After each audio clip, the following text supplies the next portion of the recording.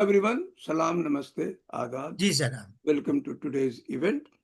Today we have four very distinguished scholars who are going to talk on support of Muslims to Muslim League in 1946 assembly elections, myth and reality.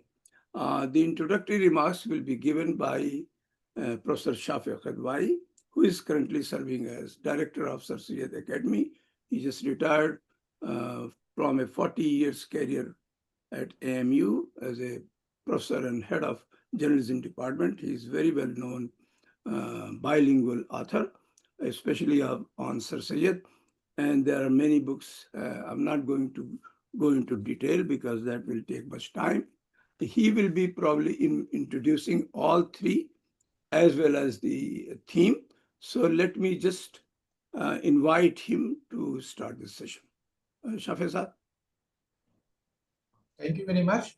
I'm delighted to be part of this important discussion. Anil Maheshwari Saab has done a wonderful work because he just searched out a report and, uh, and wrote a very powerful article and very argumentative article on partition. You know, partition is a topic on which everyone has an opinion and everyone talk about, be it literary person, be it of journalists, be it historians, as Ishtiaq Saab and several others, they always talk about partition historical perspective. But what Anil Maheshwari Saab, very well-known journalist, what he has done, he just culled out a report that is related to the public opinion of partition, that is result of United Province Assembly, and he made a very pertinent point because we think that the Muslims, they all supported Muslim League overwhelmingly, and this is the narrative that is everywhere it is there. And Anil Maheshwari tries to subvert this narrative, and he has given he has given statistics of his statistics, and he also referred to Acha Jalal's book. He lifted and he made he just quoted, not lifted, he quoted and he just made several points. But the point is, whatever Anil Maheshwari Saab has done is no one could disagree. But the point is, it is a paradoxical that all the support for Muslim League comes from Muslim, but only according to the statistics presented, only a few Muslims supported them. So what kind of result you can tell? This is what Anil Maheshwari Saab has done. He just presented statistical analysis, but mere statistics tell the story. Whole story. This is the question we have to decipher, because what there are so many autobiographical account by say Maulana Azad, Khaliful Zama, Anil Seal, Professor Francis Robinson, and some others. What they say, it's not a question of only voting. Yes, they only handful, or you can say, yeah, as Anil Maheshwari Saab just manifested it and documented the support of Muslim League. But still, why this narrative gained currency, and why the other day I was discussing with Professor Syed. He said why it is so that the Tufel Manglore's narrative has not gained currency. So what was the reason? This is the something. Yes, the statistics. I just wonder if, because it is something that you can't disagree. Yes, results you can say that these are the important points. So that's the point. The Shafey talked about partition and religion and reality. He talked about so many other aspects. But here is an article published in a very prestigious journal, that is EPW, and he just made a very pertinent point. And Professor Dr. Ather Farouqui is here. He just translated into Urdu Adab, and another commentary on this article was published. So it created a stir, because the people, they think that the Muslim, they are apologetic. They think, no, no, we supported, especially the people living in the United Province, they supported Muslim. But what he said, yes, it was 90% Muslim were not voters, and 90% were not there. But the point is, it looks that again. I have a discussion with Sajjad and referring to him time and again, because we have had a chat on this. He said this is the why this exercise is all right, but what the main purpose? He we think that what the Western UP elites did is an attempt to just absolve them of this partition. It is the question, because that was the main thing, because they were the instrumental, and Anil Maheshwari rightly pointed out that only a few of them, not more than 10% people from this province migrated to Pakistan, but they played a very pivotal role, and it is the power narrative, and power was with Muslim League.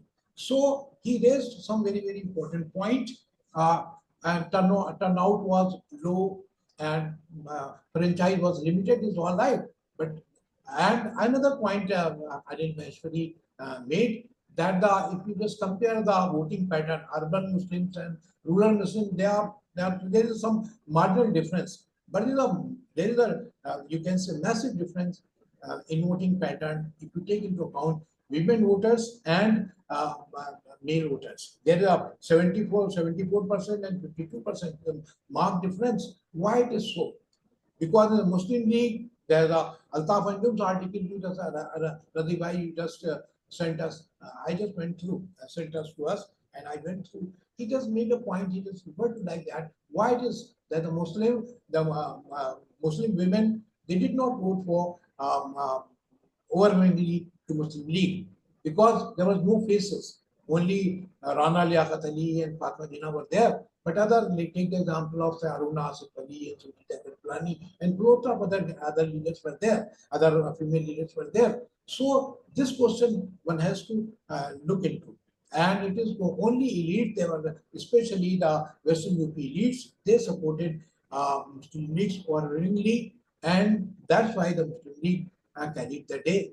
And even the Hassan Mohani, he was elected on the ticket of Muslim League, and then in a Constituent Assembly he talked about that federalism. He said and he did not sign the constitution. He said no, it is the Constituent Assembly has no right to legislate for the whole country, because the choice is very limited. And he said India should not be part of the Commonwealth. And he talked about the three-tier federalism.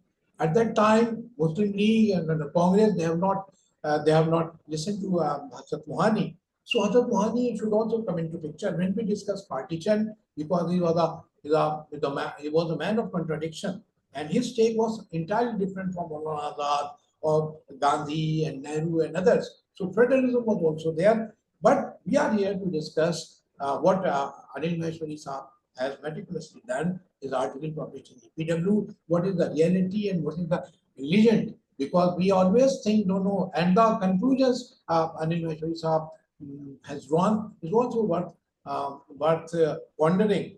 He says if the partition would not have would not have done, then the Muslim would have constituted, say, more than 40% or 30% in 3 states they have, and the majority in 3 states, and they were major say in India's politics. So this conclusion, you can think it is some sort of wishful thinking, but still what happened we have to discuss, and I think it is a very important topic on which Anil Maheshwari set the ball rolling, and Ishtiaq Sahab and many, and Ather farouqui was also here, and Anil Maheshwari Sahab is also here. I hold no brief for him. What are the questions, he will certainly answer. So it is a very good discussion, I hope so, and we'll certainly discuss why it is a myth or reality, or there is any gray area we have to look out. So the format is like this. First, we are inviting Dr. Ather Siddiqui. Ather farouqui Saab. Sorry for that. And he will take probably 15 minutes. After that, we will call Anil Maheshwari ji. Then he will speak for 15-20 minutes. And the rest of the time, whatever will be left, will be given to Professor Ishtiaq Ahmed Saab for the concluding remarks. So, Ather farouqui Saab, please. जी आदाब रजी साहब, क्या मेरी शक्ल दिखाई दे रही है? जी बिल्कुल। जी बिल्कुल ठीक। तो सबसे पहले तो मैं आपका शुक्रिया अदा करता हूं कि आपने इस महफिल का इनेकाद किया, تو آپ obviously اردو میں بولیں گے ظاہر ہے. جی جی. تو my apologies to the rest who cannot. There are few in the audience, but it's okay. But there is no point in speaking in English. So there are anyways. جی جی. بہرحال آپ کا بہت شکریہ. تو پہلے مجھے چند عمومی باتیں کہنی ہیں. ایک تو یہ کہ جب یہ رضی صاحب نے اپنے اس پروگرام کا اعلان کیا تو مجھے ایک بہت بے تکلف دوست نے کراچی سے یہ کہا کہ اس پروگرام میں کیا ہوگا. اس پروگرام میں یہ ہوگا کہ پاکستان فوبیا ہوگا اور سب اپنی اپنی بات کہیں گے اور وہ چلے جائیں گے. تو یہ بات مجھے سمجھ میں آتی ہے کہ یہ رد عمل میرے دوست کا کیوں تھا. مگر یہ یک طرفہ رد عمل نہیں ہے, کسی پاکستانی کا رد عمل نہیں ہے. ہم سب اپنے اپنے حصاروں میں قید ہیں اور ہمارے لیے خاص طور پہ ساؤتھ ایشینز کے لیے ہر چیز ایک عقیدہ ہے. تو عقیدے سے لڑنا اور عقیدے کے خلاف بولنا اور عقیدے سے باہر نکلنا بھی بہت مشکل ہوتا ہے. حد تو یہ ہے کہ ہم عقیدے کے بارے میں سوچ بھی نہیں پاتے ہیں, اور اگر ہم عقیدے کے بارے میں سوچتے تو شاید ہماری جو ہسٹوگرافی ہے اس کا یہ حال نہیں ہوتا جو اس وقت ہے. پاکستان سے متعلق سب سے زیادہ جو پاپولسٹ رائٹنگز ہیں اس کی وجہ یہی ہے کہ ہم کوئی سنجیدہ بات کرنے سے پہلے ہمیں 10 دفعہ یہ سوچنا ہوتا ہے کہ اس سے ہمیں نقصان کیا ہوگا اور اس سے کون کون ناراض ہو جائے گا. تو ظاہر ہے کہ ہم اس کی وجہ سے یہ نہیں کہہ پاتے, اور اگر ہم یہ کہتے تو ابھی تک ہمارے پاس کوئی ایک آبجیکٹیو اکاؤنٹ دوسری چیزوں کے علاوہ جو پارٹیشن پہ ہیں ہمارے پاس, علی گڑھ کا بھی ایک آبجیکٹیو اکاؤنٹ ہونا چاہیے تھا. اگر ظاہر ہے کہ آپ علی گڑھ سے متعلق کوئی آبجیکٹیو بات کہہ کے سروائیو نہیں کر سکتے سوسائٹی میں, تو سب سے اچھا یہ ہے کہ ہم جس طرح کی طرح غزلیں ہوتی ہیں تو پارٹیشن پہ ہم اسی طرح کی طرح غزلیں ابھی تک کہہ رہے ہیں. تو وہ ہندوستان میں بھی ہو رہا ہے, وہ پاکستان میں بھی ہو رہا ہے. کسی پاکستانی سے جب یہ ان کی شیلا ریڈی کی کتاب آئی تو میں نے اپنے ایک دوست سے کراچی میں بات کرنی شروع کی تھی, تو وہاں ان کو واقعتاً یہ نہیں پتا تھا کہ جناح صاحب کا مذہب یا مسلک کیا تھا. جن چیزوں پہ ہم لوگ یہاں فریلی بات کرتے ہیں وہ باتیں وہاں ان کو کبھی بتائی ہی نہیں گئی تھی. تو ایسے میں وہاں کی نئی نسل سے یہ امید کرنا کہ وہ آپ سے تاریخ کے بارے میں کوئی اچھی بات کر سکتی ہے بہت سادہ لوہی ہے, اگر حماقت نہیں بھی ہے. میں ایک بات جو اہم ہے اس سیاق و سباق میں وہ یہ عرض کرنا چاہتا ہوں کہ انل مہیشوری صاحب نے ایک بڑا راستہ ہمارے لیے کھولا ہے, اور وہ یہ ہے کہ انہوں نے ایک ڈیٹا پرووائڈ کیا ہے اور ایک ڈیبیٹ شروع کر دی ہے. تو ظاہر ہے کہ اس سے ایک ڈیبیٹ شروع ہوگی, مگر ڈیٹا جو ہے وہ اپنے آپ میں جب تک تجزیہ نہ ہو اس کے ساتھ آپ کو کہیں پہنچاتا نہیں ہے. میں اس کی ایک مثال اکثر دیتا ہوں, وہ یہ کہ جب میں 93-94 میں جب جے این یو سے اپنی پی ایچ ڈی ختم کر رہا تھا, وہ نے 95 میں ختم کی, تو اس سے پہلے میں نے وہاں ایسی ایک سروے کیا تھا, آسان سروے تھا, وہ ڈیٹا مل گیا تھا. تو وہاں اس وقت مسلم طالب علموں کی تعداد 18 سے 20% تھی. تو کوئی بھی اس ڈیٹا کو کوٹ کر کے یہ کہہ سکتا ہے کہ دیکھیے ہندوستان میں مسلمان تعلیم میں کتنے آگے ہیں, کہ وہ ایک سینٹرل یونیورسٹی میں اور جے این یو جیسی یونیورسٹی میں 18 سے 20% ہے.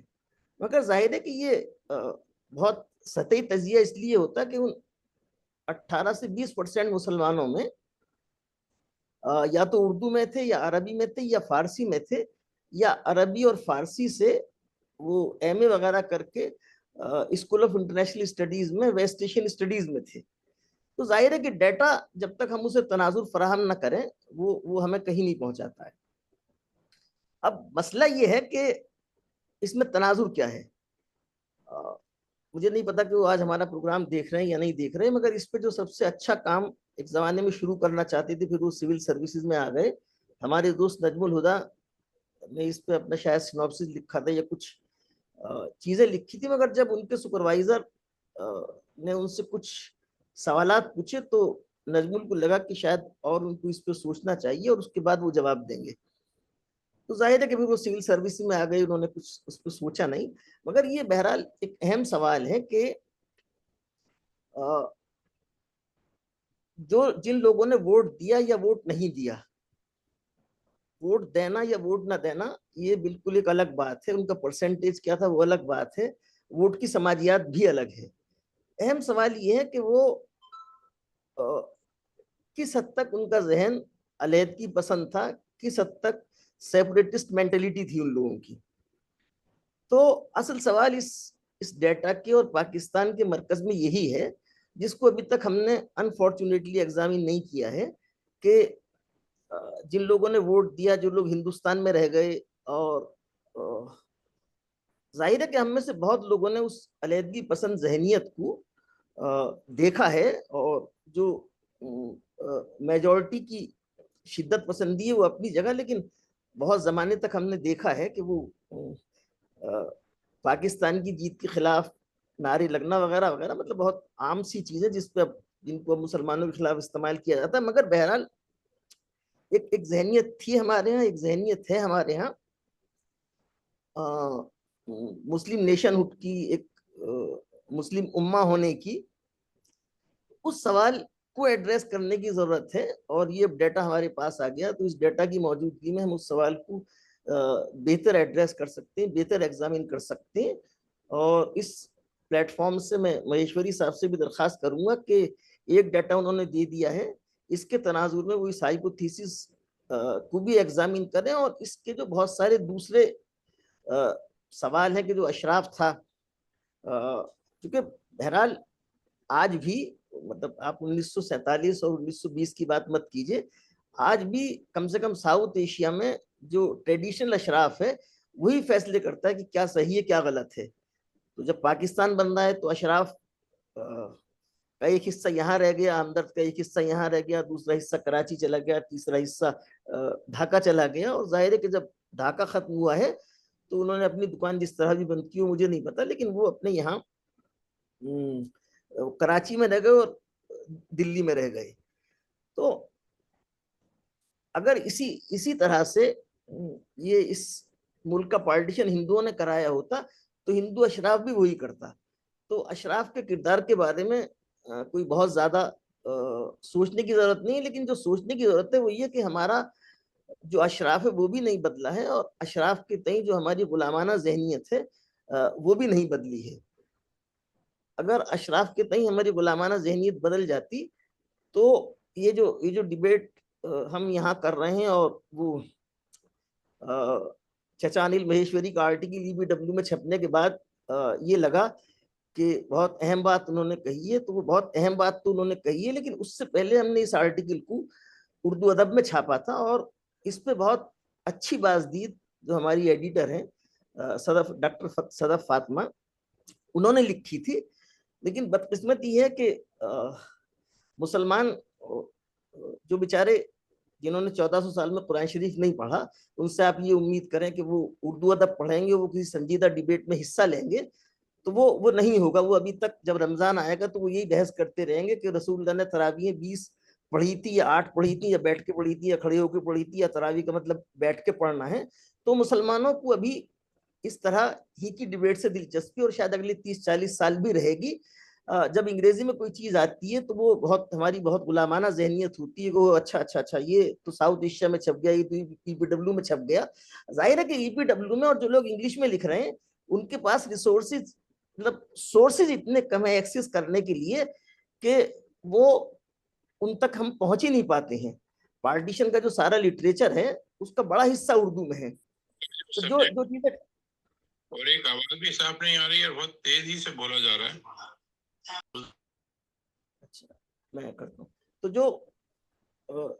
جو پارٹیشن لٹریچر کا حصہ ترجمہ ہو گیا ہے وہ تو ہمیں معلوم ہے, اس لیے ہمیں معلوم ہے کہ منٹو کون ہے, اور عصمت چغتائی کون ہے, اور قرۃ العین حیدر کون ہے, آگ کا دریا کیا ہے.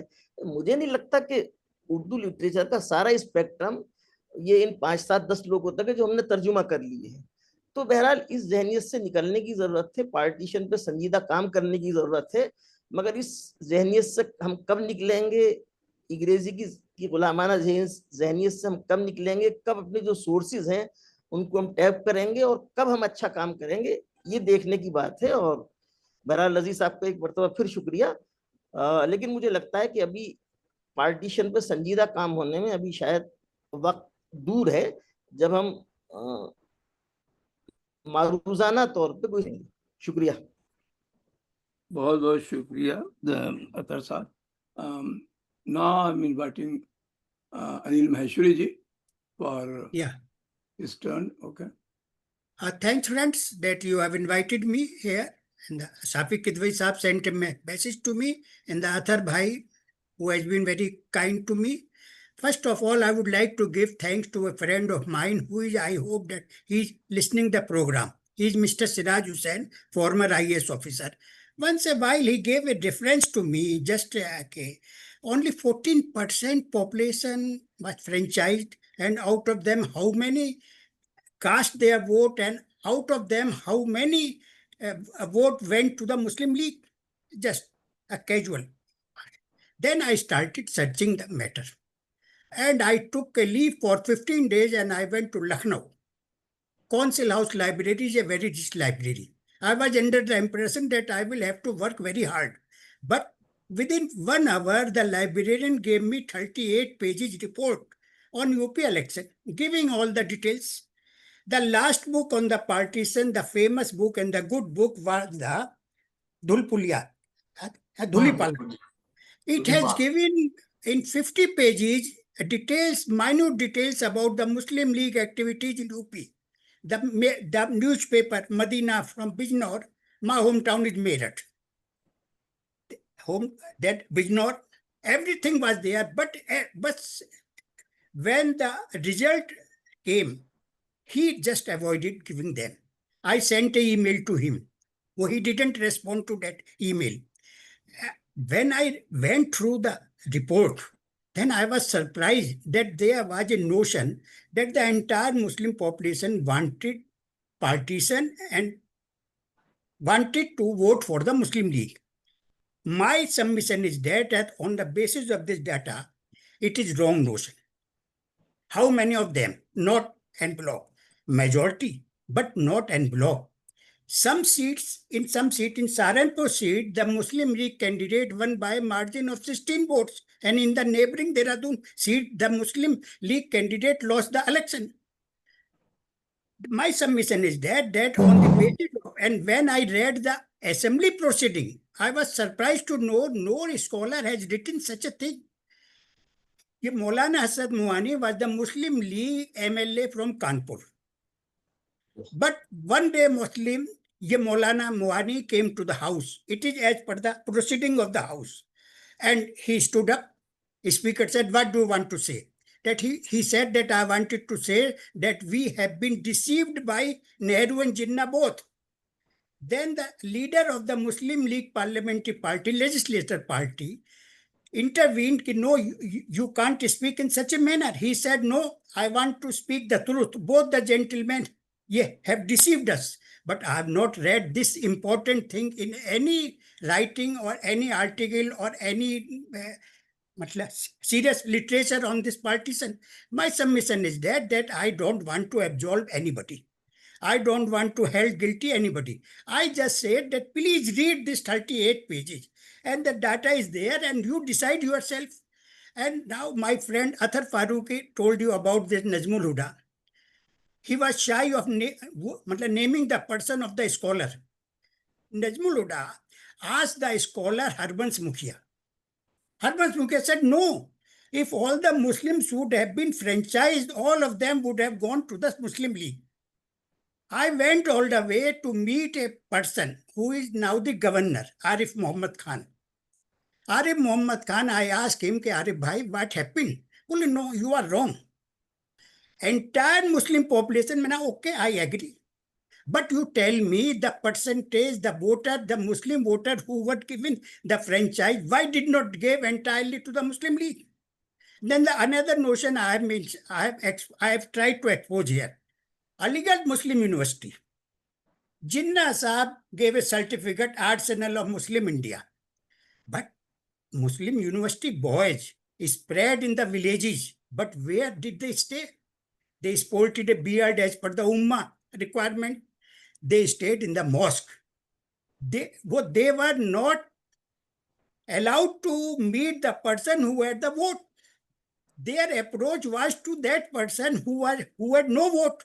But all the books, and Kaleem Saab in his books gave the Aligarh Muslim University. Even most of the scholars have that Aligarh University is the only university in the world who gave birth to a nation. Aga Khan wrote this sentence. But my submission is that who listened to them? No, nobody. They were not welcome in the houses of those Ashraf. As Ather Saab said, my next mission is that after reading a book of 1860, I came to understand that 21,000 Talukadar were deprived of their land by Britishers after 1857. So where this land went? This land went as per Sir Syed wrote a book, अंग्रेजों के वफादार मुसलमान. So this land went to अंग्रेजों के वफादार मुसलमान in the Awadh area, and Raja Mahmudabad was one of them. The person who suffered 21,000 person, they were not. So now I'm trying to go to the Lucknow and to read. My age is, I'm 76, but I'm trying to work on this thing, and I'm not a trained historian. I'm not a writer. I'm merely a journalist who spent his entire life in journalism. But I have seen all these things myself. What type of the atmosphere is that? Still now the atmosphere of this persecution complex and all these things. I have tried to understand that. My submission is that on the basis of this, 5%, only 5% population, 14% population had the voting right in Muslim population. Only 5% population voted for the Muslim League. Why? Because the half of the population who had the voting right didn't vote. And out of them who vote, only 60% vote for the Muslim League and 40% against the Muslim League. And as Ather Saab said, this Ashraf, one family, Wajat Habibullah, one family went to Pakistan, one went to England, and one remained here in India. He also took all the benefit, but now all the benefit have dried. He said, no, against Modi. I'm not holding hold for the Modi. But this Ashraf game of the Ashraf, now I'm from my hometown. I was brought up in an area with the mixed population. I have friends there. I've seen the situation there. This is totally all the people are engaged like US people are engaged how to meet both the end. But again, I came to the partition rights. To partition, I have read so many books, but not these figures are there. My submission is that scholar like Ishtiaq Saab, my friends to whom I invited, 3 of them said that we are fan of Ishtiaq Saab. We listen them. Though I admit, I confess, I have not listened to him. I have seen him for the first time. I have read his book. And the Hindi translation of his book has been published by my publisher, Setu Prakashan. He's a fine gentleman. Like in India, we have the Ramchandra Guha. The people said that he's not historian. And William Daly didn't play. He's not historian. They may be historian or not. But my submission is that the space is there to read and to work honestly. Now, my one submission is that objectivity and subjectivity erodes on each other. We have been taught in journalism. I agree. They wanted to see this data from their angle. From 1937 election to 46 election, this percentage increased like anything. But they forgot to know that in 1945 or 46, Lord Wavell wrote to the Secretary of State in London that had the full franchise there. So Jinnah would not have got the verdict of his choice. But why hide all these things? Why to deprive this poor Muslim, this gullible Muslim population? I've seen how much they work, how much they want to be in the mainstream. They want to teach their students, their sons and their wives and the family. I'm not saying all these things. It's to the political person, but my submission is that the Our academics, very honest, I am making a very bold and a very acidic statement. They have failed us like anything. They have not done all the things are available, but they wanted to read only what suit to them. As per like Arun Shore, journalism in India, they wanted to tell you what they wanted to tell you, not what the figures would tell you. My submission is that after reading this 38 pages, I have come to this conclusion that the injustice has been done to the gullible Muslim community and in which their leaders were there. I have also mentioned in my paper that had the partition would not be there, had the partition not been there, 1/3 population of the India would have been Muslim, 4 or 5 state Muslim chief minister, and in the case of the coalition government, a prime minister could be a Muslim. To whom it suited? It suited to the Hindu leader of the Congress, Dr. Rajendra Prasad. But yet Tandon, like all these things, so why don't historians work on these things? Why do you shy to name the person? You tell all the things, what have they done? I know that I am an unwanted person. Even this EPW article could be published with the help of a friend, otherwise Ram Manohar Reddy, who was the editor of the EPW. He has started a magazine and Ram Goa gave my reference. And even then he said that I have read the article, but you have written about Harbansh Mukhia. How can we say Harbansh Mukhia sahab was wrong? Ajib baat hai. India mein you don't know Pali and you are the historian of the ancient Indian history. In India, you don't know the Urdu and you are the master of the Urdu work in Delhi, Urdu translative work in English. So that's why my submission is that the academics, they should do and we should encourage such activities who could give the substantial and the holistic approach to the issue. Now it can't be undone. 72 years. I was in Lahore as a guest. My taxi wala said that for the first time I have seen an Indian tourist. Because either the government delegation or the you people go to your relatives, but I was the guest. I had gone to attend the marriage of my son of my friend. There my submission was there. Even my wife, who is totally vegetarian, and we are only sari, and she enjoyed it. So that Lahore, a 16-year-old boy asked me, Uncle, why don't you open the border? Like West Germany, East Germany, it's not possible. We don't want that mix. They can't mix. But at least visa, one day visit could be arranged. And the visit, who make the visit? The elite class of the Pakistan, they have the passport and the name of the business. They come to Amritsar in the morning and return in the evening. My submission is that partition relax the situation between the both countries and leave it. I'm sorry, I'm disgraced. I'm digressed. My issue that the study, the material is available, but study it honestly, impartiality. This EPW is not going to make me any lecturer or to anybody in this age. It is of no help to me as far as my credentials are concerned. But I wanted to work since I have spent my life among them. My Muslim friends, I have been everywhere. I've been posted in Kashmir also. I have seen they are working, hard working, how they were under the impression of these Kashmiri Pandit. So my submission is that we should, Ishtiaq Saab and other person, you are the senior person sitting in Washington. So you should try encourage such activities in which some discussion could be had. And again, thank you to Shafey Saab, invited me, and the Ather Saab and you, Raja Saab at Washington, D.C. and my friends who must have come to listen to me. I'm also grateful to them. Thank you, Anil Saab. Thank you very much. And now we have the concluding remark. You have 15-20 minutes, Ishtiaq Saab. You can go at length.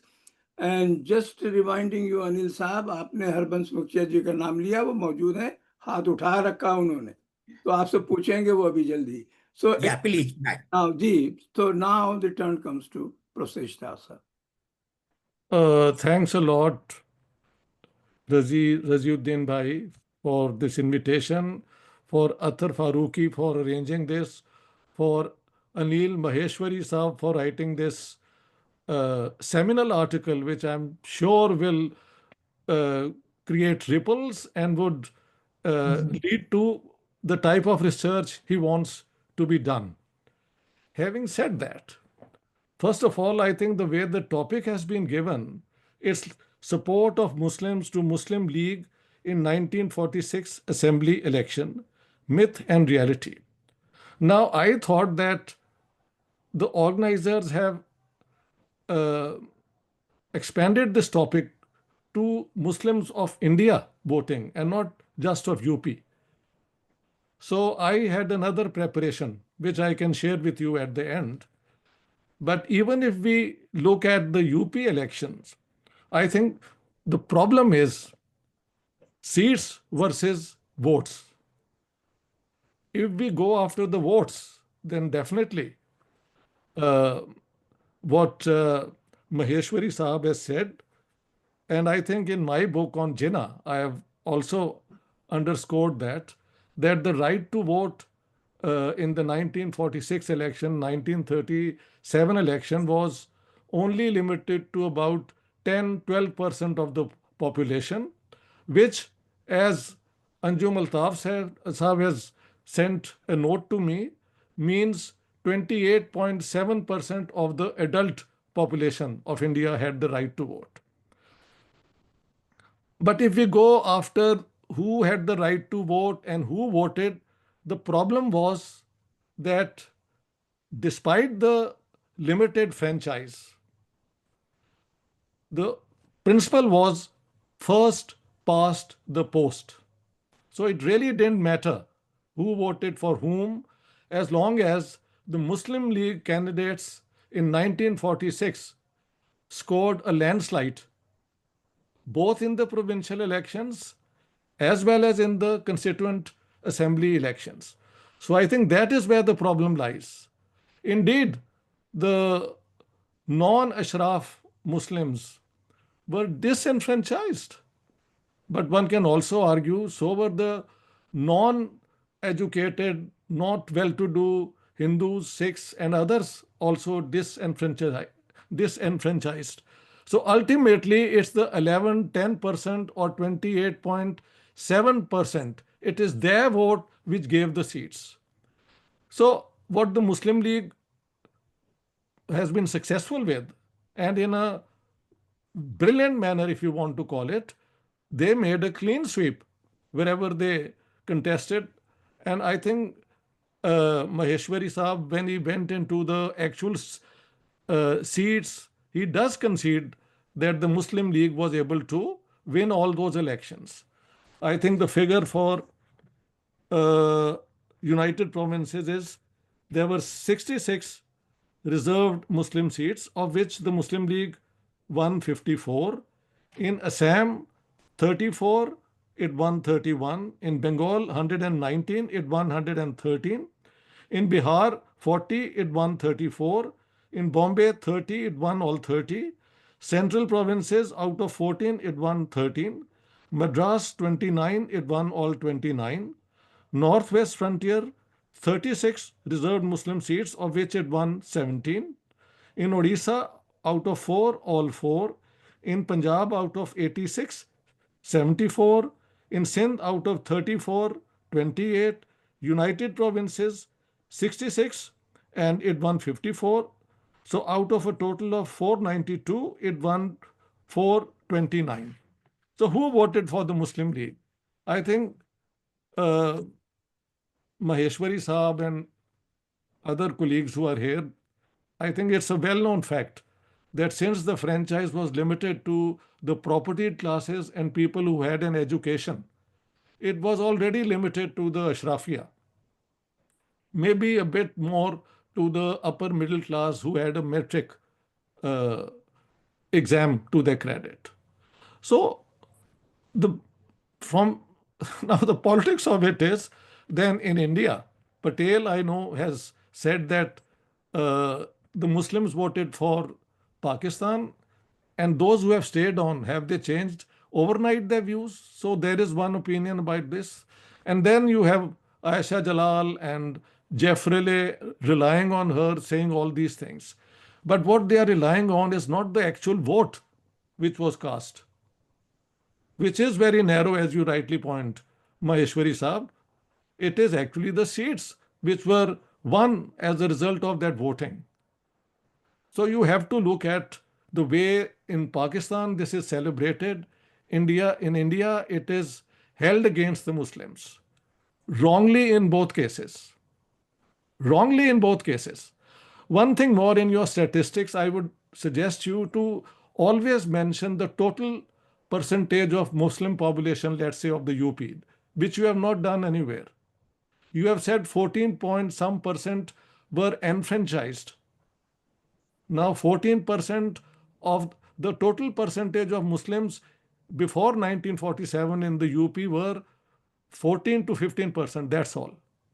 Of this, then 14.7%, as you say, were enfranchised, or this is the total of which you say 3 point some percent voted for Pakistan. So there is a bit of unclarity in the way you have presented it. You have to tell us the total Muslim population of UP, how many of them had the right to vote, and of them, how many voted for the Muslim League. That will actually shed more light if we have all these three statistics given. One thing more. Now, I had prepared also for the rest of the whole Muslim vote in the 1946 election, because the title doesn't say in the UP. But maybe we can skip that. It would do no harm. What is interesting, I think, which you emphasize very well, is that in the 1937 election, when there was no question of Muslim of Pakistan versus India, 53.3% of the enfranchised people in the UP voted in the election. But in the 1946 election, which was actually a mandate on whether India will remain united as the Congress wanted, or it will be partitioned as the Muslim League wanted, you say that the figure goes down to 49.4%. And that's very interesting. And of course, Anjuman has also given his reason. He has pointed out why of the limit, of course, very few women had the right to vote. And among them, the percentage of Muslim women who voted for Pakistan is much less than, let's say, Muslims in general in the UP elections. And I think the reason must be that for the Muslim League families, a woman going out to vote was quite a conservative thing. They didn't encourage it. Whereas those Muslim women who voted against the Muslim League must have come from either the Congress party, a secular party, or let's say from the nationalist Muslim families, who were against Pakistan. And once again, I think you have to bring in the fact that in 1940, on the 27th of April, in Delhi was held the Muslim conference, in which 5 times more delegations came against Pakistan. And the resolution was moved by Allah Baksh Sumru, the leader of the Ittihad party in Sindh. And it says, Hindus and Muslims have always belonged to the same soil, and we will fight for the freedom of India. All the sectarian branches of Islam were there except the Barelvi Sunnis. All the class parties, the weavers, the other poorer sections of society of Muslims, all their delegates were there. The major Muslim parties, other than the Muslim League, Jamiyat-e-Ulama-e-Hind, the Majlis-e-Ahrar of Punjab, the Khaksar movement, all India level, then the Khudai Khidmatgar, who were allies of the Congress in the Northwest Frontier province, all of them were present there to protest the 23rd March Lahore resolution moved by the Muslim League. But the way you correctly emphasized, and I think more work needs to be done. Ultimately, these poorer people had no right to vote. So those who had the right to vote disproportionately were overrepresented in the distribution of seats. That's where the whole problem is.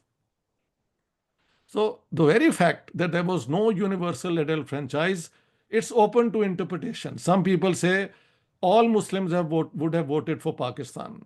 Then I know many in Punjab, my home province, who at the worst of times were Congressites, voted for the Congress party, voted for the Majlis-e-Ahrar, and they were never Muslim Leaguers. But the whole British machinery was supporting the Muslim League. They had tried their best to keep India united under the cabinet mission plan. When that failed, then I have given all the evidence. And 1 minute, Maheshwari Sahab, please read my book on Yeah. Jinnah, where I've given these figures. Yes, I've read that. Yeah, where I've given these figures. Yes. So I've given these figures where I've shown how the British military, the administration, even Mountbatten started supporting Pakistan. So Jinnah would not have got his Pakistan were it not for the Muslim elite voting for the Muslim League. This is true. And the transfer of power would not have happened the way it happened had the British not wanted that. So that's the tragedy of the partition. So much has to be read and spoken about. And I think I am 86 now, and I believe I have done my bit to shed some light on this issue. So, insofar as the seats are concerned, it's a landslide for the Muslim League, you like it or not. But insofar as the voting rights are concerned, the majority of Muslims, the poorer sections of Muslims are already disenfranchised. So we don't know how they would have voted.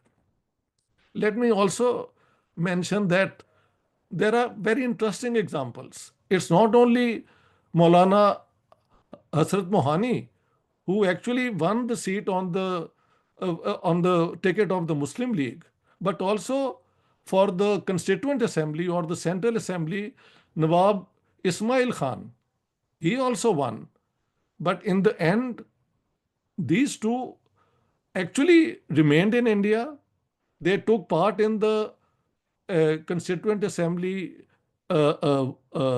discussions. And you say that Hasrat Mohani protested, but according to my information, both Nawab Ismail Khan and Hasrat Mohani signed under the Indian Constitution. And they are not the only one. There were many from the Ashrafia who stayed on.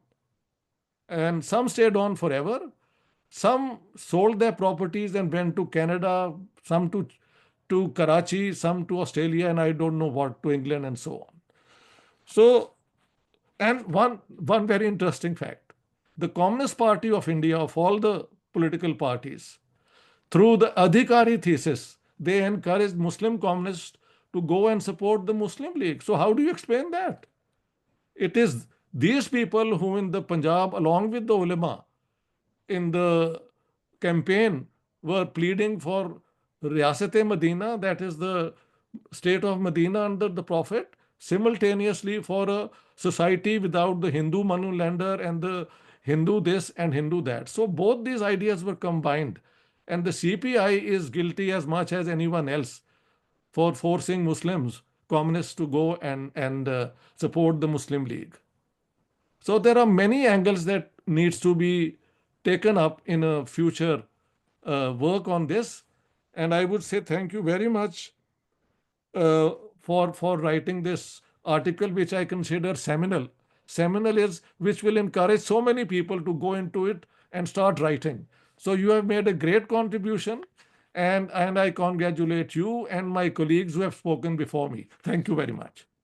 Thank you so much, Ishtiaq Saab. And now we will go to question and answer session. But before that, we have an announcement for upcoming Saturday. And as you know, that we have a variety of disciplines that we cover. So from hardcore politics to maybe something of interest to you, Ishtiaq Saab, Ji. look at Suraya and see the upcoming event is on Suraya, Kaisi Ajab Dastan, and Danish Iqbal from. Can I submit something? You know, on December 14th October 2001, I knocked at her door saying that I have come from Lahore, I want an interview. And she refused me the interview. Then I talked to Devanand's wife and she also refused. And Okay. some friends were saying that both thought that you don't want to talk to them about them, but about Devanand. So I missed this opportunity. Yeah, and we know that your one very heavy interest is in Punjab, pre-partition Punjab's That's contribution to Bollywood. So maybe we should have an event on that. So anyway, Danish Iqbal is presenting on Suraya. So it's a very different theme. But anyway, now we enter to question answer session. Its moderator is Dr. Rafat Hussain. He is going to take questions. He will be very tough on that, like, don't make long commentaries and stay to your course. Rafat? Thank you, Dr. Raziuddin, and thank you to all speakers, Dr. Ather Farouqi, Mr. Anil Maheshwari, and Professor Rafi Kidwai, and Professor Ishtiaq Ahmed Saab. And thank you for Ishtiaq Saab to reminding the people that only no comments, only questions. So thank you so much for that. I always emphasize that. So please, because I know the topic is vast and people who will want to make the comments, so please refrain from making comments. Just ask the question. Thank you so much. And there are two options of asking questions. One, you can raise your digital hand or show your interest or comment in the chat box. I will follow both of them. So let's begin with Wahi Saab, the first comment in the chat box. It is important to get the history straight. However, what is the significance of and relevance of this topic in the present situation? Any one of you can take this question, please. What is the significance of this It's the topic? politics. I think Maheshwari Saab has underlined this. Farouqi Saab, everybody is into this. That is the politics about it. Blaming Muslims for the partition of India in India, and saying that Pakistan was all Muslims voted for Pakistan, which is the case in Pakistan. Both are not true. This is what Maheshwari Saab has shown or highlighted. We already know that the franchise was very limited. Thank you. Okay. Next is a question, not a question, but the request from Ambassador Ishrat Aziza. Please go ahead, Ishrat Bhai. Thank you, Rafat. You have laid down a very strict rule that there will be only questions and no comments. You are exception. I will abide by that. I was very well prepared for lots of comments and questions, but I know the limitations of time. My own view is, and I will come to the question on this point, my own view is that India was not partitioned because of religion. It was partitioned because of the inability of the thinkers and the leadership to frame a constitution that would ensure fair sharing of political power and economic opportunity. And as proof of what I'm saying, I will mention that even today in India and in Pakistan, the problem remains fair sharing of political power and economic opportunity. It was, of course, conducted in the name of religion. And at that time, that was somehow more in the minds of the people than complex issues of political power and economic opportunity sharing. I would like to any one of the speakers to give me his reaction to what I'm saying. Of course, let me add, there is just no way to understand whether majority of Muslims wanted Pakistan or not, because for a referendum, you have to define the options on which you are voting. And no such options were presented before the people. They didn't know where the line boundary would be if there is a Pakistan. You know, the boundary drawn by Radcliffe was declared only on 17th August, that is 3 days after Pakistan became independent and 2 days after India became independent. Thank you. I can try, but if somebody else wants, they are welcome. Go ahead, please. Then You see, I think this is, in a way, this can be questioned. In 1928, the Motilal Nehru report has signatures and participation of all parties under the sun in India, except the Muslim League, and not even from the Muslim League, Syed Ali Imam and Shoaib Ahmed, they took part in the deliberations. And it says there will be no state religion. Men and women will have equal rights. The national language of India will be Hindustani. It will have two scripts, Devanagari and this Urdu Persian. And India will have an effective center, of which, and 39 items were given to the center and 67 items to the provinces. And I think that's a very fair way of sharing power, because without an effective center, I don't know of any state in the world which can survive a day. And the magnitude of India would be, without an effective center, there is no chance you can have a state functioning for even a week. All the hurdles which could be created by the provinces and so on. Regarding religion, of course, religion was the instrument used by the Muslim League, and very effectively. In 37, they were not using it, so they were routed in the elections. In 45, they used it and they got the landslide of the voters they needed, of the seats they needed. is there anyone else want to add something, or let's move on? Okay. Harman's Mukhia Saab.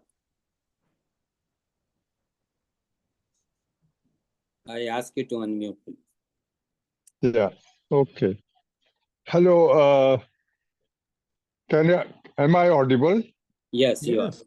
Please. Okay, thank you. Well, I joined in just to listen to this galaxy of scholars on this issue. I was surprised. My only reading is that of Shamsul Islam's book, Muslims Against Partition, in which I thought he had made several of these points which are being made today about the limited franchise and so on and so forth, and about the majority of Muslims not wanting Pakistan and so on. Also, some evidence, yes. But I was surprised. I'm sorry, I've not read Anil Maheshwari's EPW article, so I can't comment on that.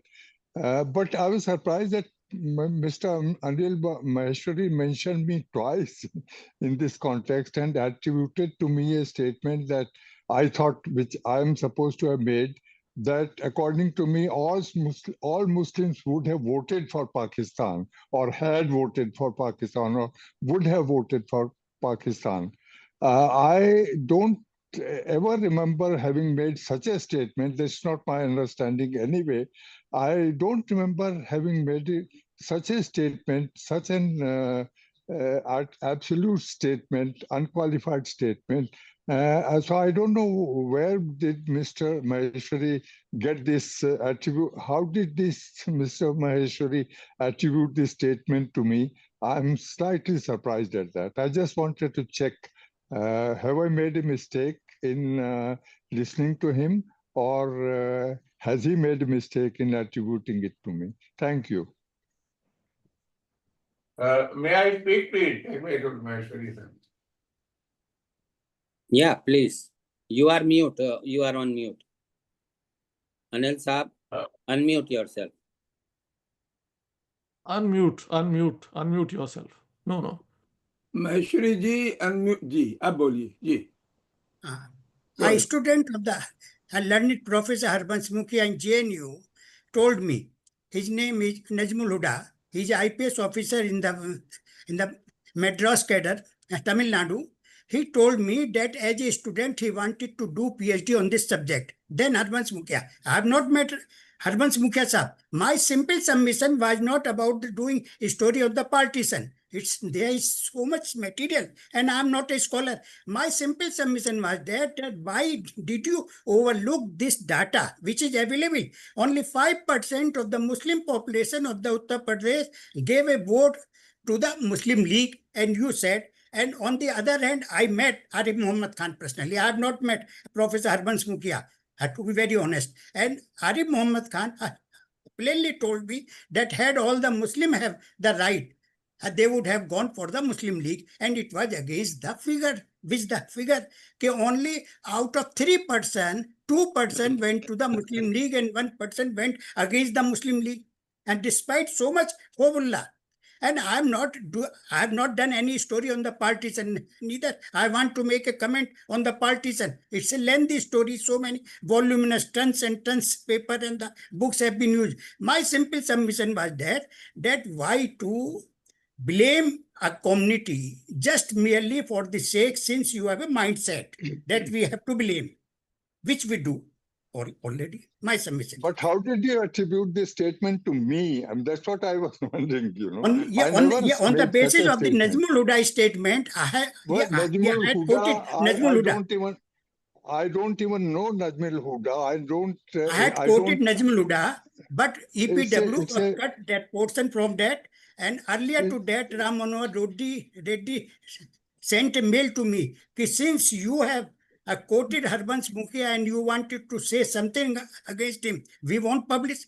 Even in the Pakistan, I have this problem. I sent this article to the Friday Times, and Friday Times sat over the article and didn't publish. Because But this is not correct. I was surprised Harbans Mukhia can never say this, what you have told us. Impossible, you know. This is an impossible attribution. Never have said this. Thank you anyway. Thank you so much. This is not for the counter argument. Please talk one-on-one. Thank you, offline. Thank you so much. And next is from Meher Alam Saab for Anil Bhai. Thank you, Anil Bhai. I listened to you carefully, although already knew your stand on partition. But frankly, tell me if objective study of the factors that led to the partition really going to improve the plight of the present day Muslim in India, or for that matter in Pakistan and Bangladesh. So this is a similar question asked by a previous person. Anil Bhai, go ahead, please. What is the impact of this on the improving the plight of present day Muslims? Me, I have to say something. Yeah, this question is for you, Anil Bhai. As I told you, that my purpose was very limited. My purpose was not to do a partisan story. My purpose was limited. Has the Muslim been quoted and put in the right perspective or not? Since for the last 7 decades, I have, from the 5 or 6 year old, I have seen that here we are the part and parcel of the same country, though we don't trust each other time to time. But my simple submission is that as I told in the beginning, when my friend Siraj Hussain Saab just casually remarked that only some people voted, then I started working on that. I have not done any story on the partisan. It's not my subject. I have just mentioned in my article, as I told, that had the partisan would not been there, 1/3 population would have been Muslim population. Even now, when the question is raised by the RSS people, Akhand Bharat, let us have the Akhand Bharat. To whom you want Akhand Bharat? Akhand Bharat will suit you or not? Have you seen it? It's not possible. So our partisan, as far as about this data, any question is there, I'm willing to answer that.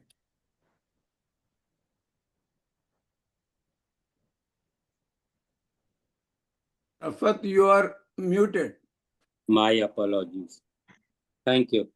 So I'm sorry to go out of queue, but I wanted to invite Barbara Metcalf, please, because she may leave by the end. So is she still there? Barbara, please. चल करना चाहिए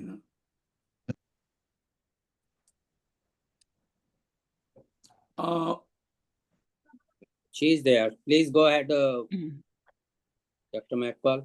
No, I am here, very much enjoying this conversation, and I don't know that I really have anything to add to it. It's such an important and challenging subject, and I think I'll just leave it at that. Thank you so much. So another question is, why CPI supported Muslim League? From Raj. This is a question to me, I suppose. Can I take it? Yeah, please. Yeah. Well, you see, it's a bit of a interesting thing. When the Second World War started, the communists everywhere in the world called it an imperialist war between an emerging imperialist power, Germany, and the old imperialist powers like Britain and France and so on. So they said we have nothing to do with it.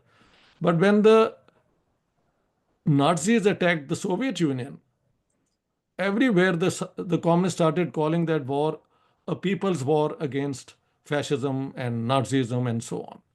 So within India, since Stalin and Churchill were partners in the Second World War, the Communist Party then decided that they have to work with the British instead of opposing them. Prior to that, they have been in British jails all along, but now they were restored, given jobs, and so on. That's one part. The second is that Adhikari, for some reason, nobody knows. Some people now say that the British intelligence had infiltrated the Communist Party of Britain, and through them this message came to Adhikari. He came up with the thesis of the oppressed nationalities having the right of self-determination. Now, when he defined the oppressed nationalities, he was using language as the criteria. The Bengalis were an oppressed nationality, the Sindhis were an oppressed nationality, the Gujaratis, the Odissas, the Marathis, everybody with a language was an oppressed nationality who had the right to self-determination. But when it came to Punjab, then he came up with the Muslims being an oppressed nationality and the Sikhs being an oppressed nationality and having the right to exercise the right of self-determination. That meant the Sikhs were not demanding the partition of India. It's only the Muslim League which had, on the 23rd of March, taken up the Lahore resolution. And I know it. I know many of these communists who were my seniors. Abdullah Malik, C.R. Aslam, the hardcore communists of Lahore and so on.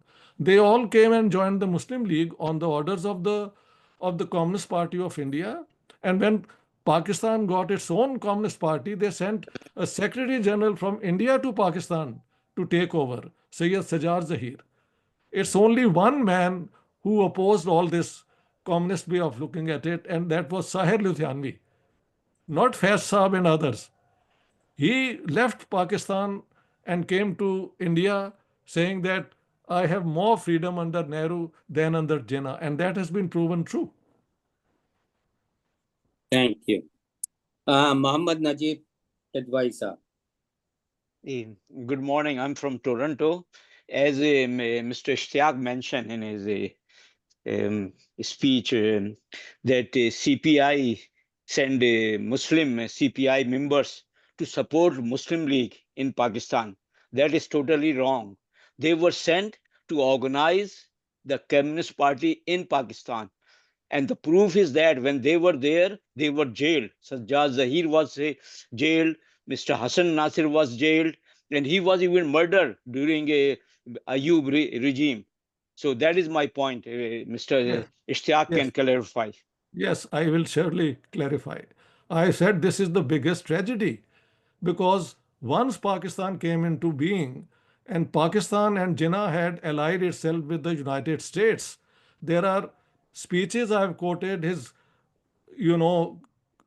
talks with the Americans that we are your frontline state to oppose Soviet communism. And in order to prove that, they had to hit the communists. And insofar as the CPI ordering them, go and check with somebody from the old Communist Party. I don't ever lie. Understand? The CPI ordered Muslims to go and join the Muslim League, and they were in the campaign. C.R. Aslam, Abdullah Malik, all of them in Lahore who were die-hard communists, they were Which supporting campaign? the Muslim Which League. campaign? Which Yeah, campaign you're talking about? 1945-46 election campaign. What else? No, I'm talking about after Yeah, Pakistan was after created. after Uh, Pakistan is a different game, na. yeah, Pakistan so you did bachega not clarify that, say, Ishtiaq Sahab. to. The way you said that CPI supported creation of Pakistan, I That's agree. right, creation of I Pakistan. agree. Yes, And they yes, send people to yes, support yes, Muslim they League, did. They did. to They support did. Muslim League. Yes, they were all in the Muslim League. There is a After 47, yes, yes. Let me. the After Communist Party was banned in Pakistan, listen, early listen. 50s. The Communist Party was The banned in 1954. Yeah, I have everything on my yeah, fingertips. yeah. I know them inside out. They are all my friends. I was a member of all this. I So, was also. so I was I am on talking the about. ground. I am talking No, about the just election accept that campaign. you was not clear on that issue. You are saying they were sent to support the campaign of Yeah, that's 46 why election. Pakistan support I'm not Pakistan. talking about 46 election. I'm But talking after okay, then there is a Pakistan was created. there is a misunderstanding then. Yeah, Okay, there okay. was a misunderstanding. Najib It's okay. Saab, please, if you need to discuss in further, this forum is not for the counter argument. We can share Ishtiaq Saab number if you want to discuss. It will be worth. No, he clarified already. Thank you.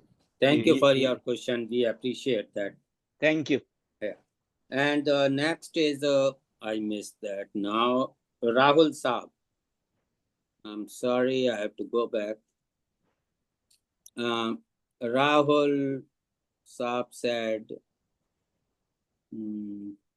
okay, Professor Ishtiaq Ahmed Saab, isn't this whole conflict explained by Sam Huntington idea of clash? I mean, I see this manifesting everywhere and it goes beyond religion. What do you think? Well, I think that's a very mischievous thesis because if there is a clash of civilization inbuilt, then the civilizations which has clashed most is the Western civilization. They have killed more people. They have killed more people than all other civilizations together.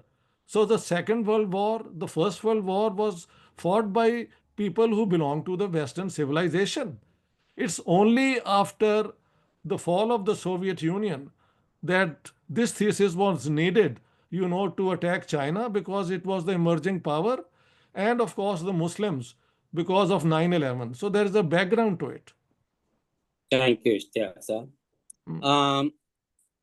Hassan Beg Saab, and I believe Hassan iPad is the same thing, right?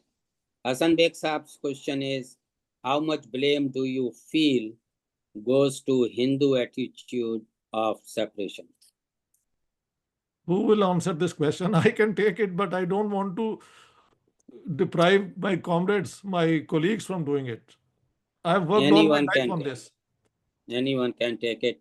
Ishtiaq sir, please, you initiate and Yes. see. Well, I would say like this. Hinduism is a non-converting religion. So Jinnah saying that Islam will be annihilated and Muslims to the last man will be obliterated in a united India was obviously a false fear that he generated. On the other hand, the Hindus did hurt Muslim feelings by their caste system, and touching each other was considered bad, not eating together. So socially, this was a problem. But the Congress party had adopted resolutions against caste oppression, and afterwards India became freedom, untouchability has been declared a criminal offense, isn't it? So I would not blame Hindus, but within Hinduism, the Manusmritri is, of course, oppressive not only of the Dalits, but as it proved, also of Muslims and Christians and others. Thank you. I see the digital hand raised, Hassan iPad. Is this Hassan Beg Saab? Please go ahead. It's not Hassan. It's not Hassan Beg. It's Hassan Ghayas. Okay, Ji, please go ahead. Yes, Professor Ishtiaq referred to it very briefly. I would like that to be probed a bit more. 1937 elections, Muslim League in the United Provinces, out of a total of 64 Muslim reserve seats, got 27. In the Punjab, out of 86, it got 1. In Bengal, out of 119, it got 37. Yes. So the Muslim League fared very badly in 1937. Right. 46, it swept. My question is, what happened? What changed in those 9 years that led to such a significant shift? Accepting that only a small percentage of Muslims had the right to vote, that set aside. Yes. What changed between 1937 and 1946? That is what I want a bit more clarity on. Thank you. Well, let's begin with what the Indian historians are reluctant to admit. And I have the grandson of Nawab Ismail Khan listening to us, and I talked to him earlier. You see, the situation was like this, that after the 1937 election, there was some understanding in the UP that no matter what the election result, the Muslim League and the Congress will form a coalition government. But once the results were announced, the Muslim League was trounced everywhere, especially in the Muslim majority provinces. So now who advised Nehru, we don't know. Some say that it was Maulana Abul Kalam Azad. Some say it was Chaudhry Khalikus. I mean, there are many people named who advised, and Rafi Ahmed Kidwai also is named among those who advised Nehru that you should make a condition that any Muslim leaguer who wants to join the ministry must first resign from the Muslim League, join the Congress, and then we will consider him for a minister post. Now, indeed, in India, they say there was no formal agreement. It was only between people and so on, but I've done a lot of work on it. After that, Jinnah tells the governor of Bombay that henceforth I will use communalism to arouse Muslim opposition to the Hindu Congress. I've quoted it in my Jinnah book. And then from 22nd March, where he delivers his presidential address, it's about 3 hours. He over and over explains why Hindus and Muslims can never live together. And almost on a daily basis, wherever he went, he was emphasizing this, that Hindus and Muslims are two antagonistic nations. To make them live in one state would be an invitation to civil war. And so, among Muslims, the promises were made that we will create an ideal Islamic state where justice according to the time of the caliphs and the prophets will be established. And as I said, the communists had joined in and said, we will abolish the moneylenders' debts to the Muslims. All these things were combined. And in these 7 years then, finally the new election is on the basis of Pakistan, Jinnah wanting a divided India to create Pakistan in the name of Islam, Congress opposing it until the 8th of March 1947. Only then they issued a resolution saying that we support the Sikh demand for the partition of Punjab. You see, the Sikhs had already, 1 week after the Lahore resolution, Sardar Sundar Singh Majithia had said that if the Muslims do not consider India their homeland, then we will ensure that those parts of Punjab which are Hindu Sikh majority are never part of Pakistan. So all these things ultimately resulted in there was no compromise in the end, and 1 million people killed and so on. Just one clarification, very quick one, Yeah. and that is, when did the Congress announce its policy of zamindari abolition? Because I believe that that was a very 1936. important reason for the creation of Pakistan. Yes, it's in my book. It's given 1936. It's Jawaharlal Nehru speaking in Lucknow as the president. He's saying that in future India, we will abolish the Zimidari system and we will recast India in the light of the Soviet experiment of building socialism. These are his words I've quoted. And from there onwards, I've argued that Jinnah latched on this idea and he had all the Muslim landlords then joining. Exactly. Ji. Thank you. Ji. Thank you. Anil Saab, you raised a hand. You Yeah, want to say I something? just wanted to make only one submission that while reading the books, I have come to across one incident. The Home Secretary of the Uttar Pradesh, Rajeshwar Prasad ICS, who was later the High Commissioner to Pakistan also during the time of Ayub Khan, he wrote in there that DIG Meerut came to him with a trunk load paper in which Golwalkar of RSS leader was moving in the Meerut roads, and then the Panch told him to put it aside. So why not all these things historians dig out? And another submission of mine was that Sri Prakash was the first ambassador of India to Pakistan. At that time, at the 47, that was the post of the ambassador. Though the first High Commissioner was Satish Chandra's father, Sat Sitaram. Sat Sitaram was from my hometown, and Prakash and Sri Prakasha has written his memoirs. I have yet to see any book which can use his memoirs, and he was I have very used cordial. used it in my Jinnah book. I've quoted him. I've quoted him. So I have not left anything. I have not left anything. Thank you, Ishtiaq.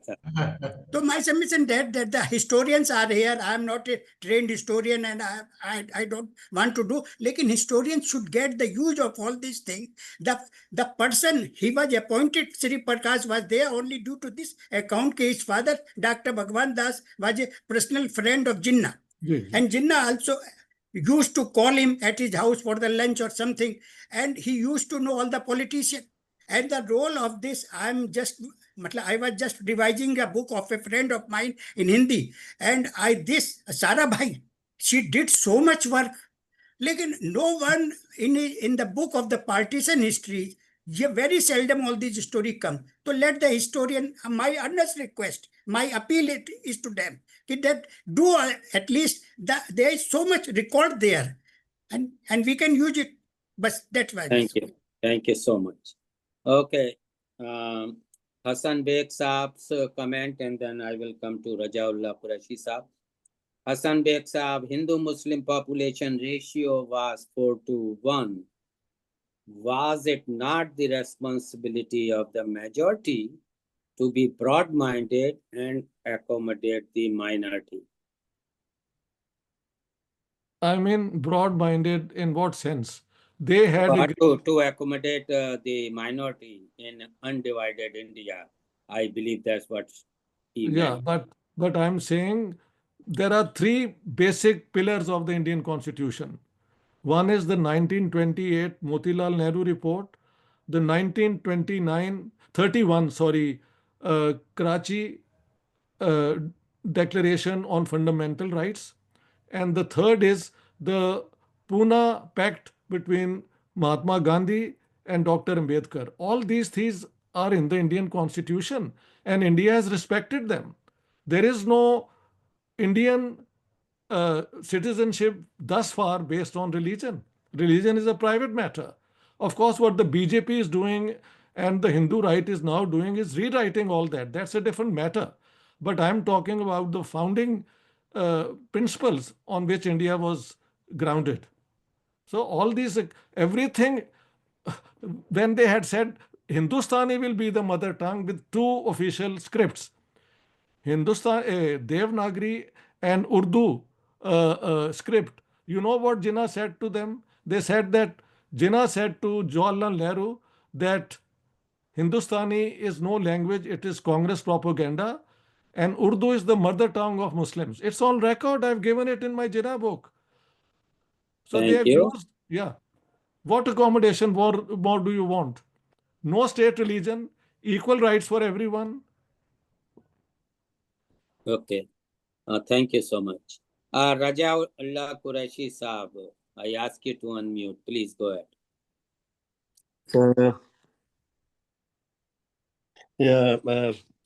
Thank you very much. As usual, my questions will be from a non-scholar's perspective, a common man who is more concerned about future than the past. Based on that, first thing, the perspective for all this discussion, if it has any practical value, of course, academic point of view, it's different. So from the practical standpoint, perspective, today's perspective is very important to keep in mind, which in general, yes, it could be because of present government, RSS, whatever. But the climate is that all Muslims of India today are blamed for creation of partition and are considered Pakistanis, a nickname, and are considered people don't belong there, they go. You created Pakistan, you have to go.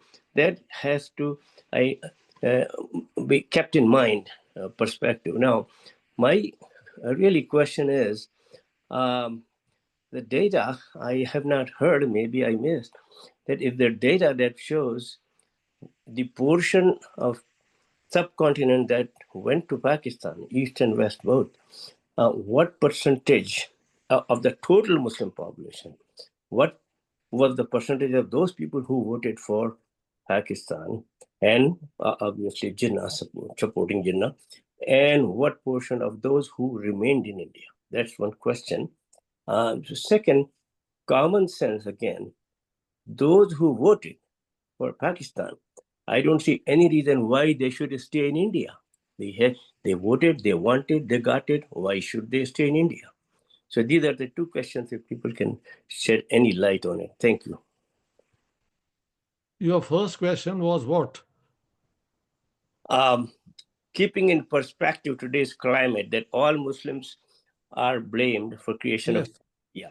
So the data, the people who are now in Pakistan, the land that is called Pakistan today and Bangladesh, what percentage of the total subcontinent? Yes. Okay. In 1947, West Pakistan should have had 21% Hindus and Sikhs, and East Pakistan should have had 28% Hindus. But by December 1947, the Hindu-Sikh population of West Punjab had gone down to 1.6%, and it remains 1.6%. In India, the Muslim population in 1947 was 9.8%. It has gone up to 14.2, some say 15%. So that's the figures I've given you. What is the second question? No, I'm not sure. I think the question is different. Yeah. What Rajabullah Sahib is asking, what percentage at that time who became citizen of new state, how many of them were really in favor of Pakistan, and how many Muslims were not in favor of Pakistan, and who went where? I mean, it is possible that many who didn't favor at all, Yeah. This is what I'm saying. It's impossible to know because the vote was not on the basis of universal adult franchise, and some colleague pointed out there was no plebiscite held either. So unless you have an option, you can't say what people wanted or not wanted.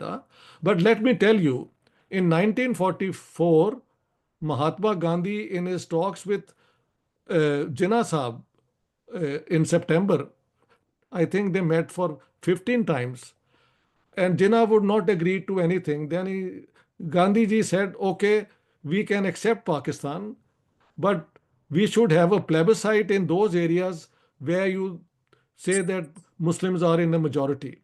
And Jinnah point blank says, yes, a plebiscite, but only Muslims will vote. So how can you deal with such an unreasonable position?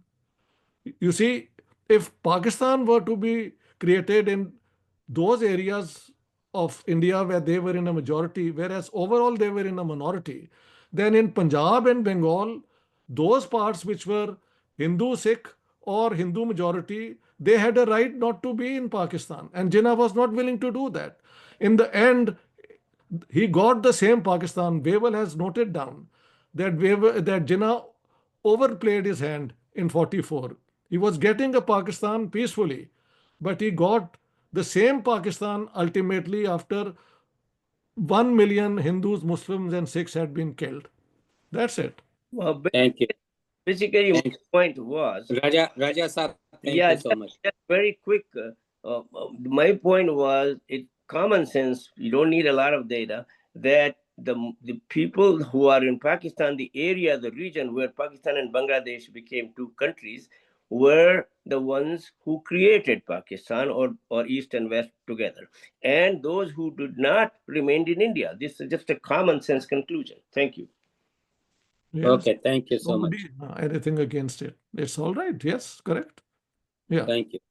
Okay, so one more question from Aram Gol. And you must have realized that I'm not taking up the comment. There are a lot of comments, so you please read yourself. I'm only taking the questions.